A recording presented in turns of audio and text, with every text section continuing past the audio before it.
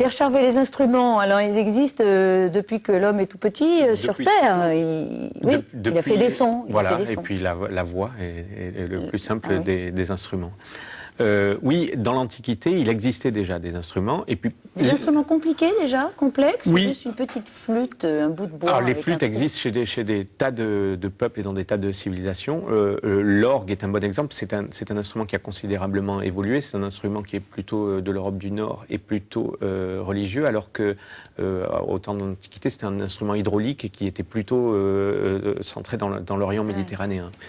Mais ce qui est paradoxal, c'est que bien que les instruments existent depuis très longtemps, les instruments tels que nous les connaissons aujourd'hui sont en fait le fruit d'innovations récentes. C'est-à-dire ? On constate que depuis 4 siècles, en fait, chaque siècle a tour à tour perfectionné et couronné une famille d'instruments. Alors au XVIIe siècle, c'est les cordes qui se développent, c'est-à-dire la famille des violons, violoncelles, contrebasses. Et il y a des luthiers très célèbres en Italie qui ont construit ces fameux instruments qu'on appelle les Stradivarius, dont le mystère est toujours pas tout à fait percé, percé de nos jours. Et eux, ils ont construit donc des instruments extraordinaires dont on se sert toujours, qui coûtent d'ailleurs beaucoup d'argent puisqu'ils sont rares. Et donc les compositeurs de cette époque ont parallèlement écrit de la musique extrêmement virtuose pour ces instruments. Ah oui, ça inspirait aussi la composition de l'époque, ça se nourrissait. Voilà, c'est une relation interactive. Et donc typiquement, le meilleur exemple de ça, c'est la musique de Vivaldi, extrêmement brillante et extrêmement virtuose pour les violonistes de l'époque. Vivaldi était d'ailleurs lui-même un grand virtuose. Il y avait une collaboration entre les fabricants et les compositeurs. Oui, pas formel, mais toujours il y a eu des échanges. Le meilleur exemple pour ça, c'est le piano, qui lui est un instrument à part du développement que je décris, mais des grands compositeurs ont fortement influencé l'évolution du piano, comme Bach. Le XVIIIe siècle, c'est le développement des bois. La famille des bois, c'est les flûtes au bois, clarinette, basson.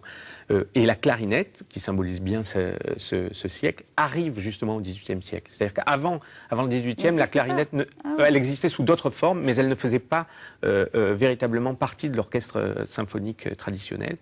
Et en fait, Mozart, qui, comme tous les grands compositeurs, a une attitude bienveillante vis-à-vis du progrès technique, voit la clarinette arriver, et qu'est-ce qu'il en fait ? Il écrit son formidable concerto pour clarinette, qui est vraiment un passeport d'entrée pour cet instrument dans le monde symphonique. 19e siècle. Alors, 19e siècle, les orchestres grossissent, les compositeurs sont à la recherche toujours de sons de plus en plus impressionnants, imposants, voilà. Et donc, effectivement, c'est le siècle des cuivres. C'est-à-dire que les cuivres étaient des instruments plutôt rudimentaires avant, dont il était difficile de se servir. Grâce à l'invention des pistons, les cuivres deviennent des instruments qui sont de plus en plus véloces et agiles. Et des exemples les plus parlants de ça, c'est la chevauchée de la Valkyrie de Wagner. Voilà, donc on est dans la brillance. Le XXe siècle. Le XXe siècle, c'est le siècle des percussions. C'est-à-dire que la percussion existe depuis longtemps chez d'autres peuples, en tout cas pas en Europe. Elle est relativement marginale dans le monde classique, mais soudainement, elle fait son intrusion dans le monde des compositeurs contemporains. Des compositeurs comme Varèse et comme Xenakis s'en servent formidablement. Elle prend ses lettres de noblesse, exactement. enfin. Et aujourd'hui, il y a un instrument qui se distingue, qui est servi par notre époque et réciproquement. Je pense que sans se tromper, on peut dire que le XXIe siècle couronnera les instruments issus des nouvelles technologies, les instruments électroniques. En fait, la techno. Oui, la techno, c'est un genre qui se sert des instruments électroniques-là. Mais c'est des instruments qui sont chers à mon cœur. Je m'en sers parce que, même si j'écris de la musique instrumentale, parce que ce sont des outils qui me semblent naturels, je pense que toujours les compositeurs qui ont eu une attitude naturelle vis-à-vis des progrès techniques de leur temps ont eu une attitude juste. Je parlais de Mozart, sans comparaison évidemment. On verra dans quelques siècles. Mais le but évidemment, c'est d'avoir une attitude naturelle vis-à-vis d'eux. Et il est indéniable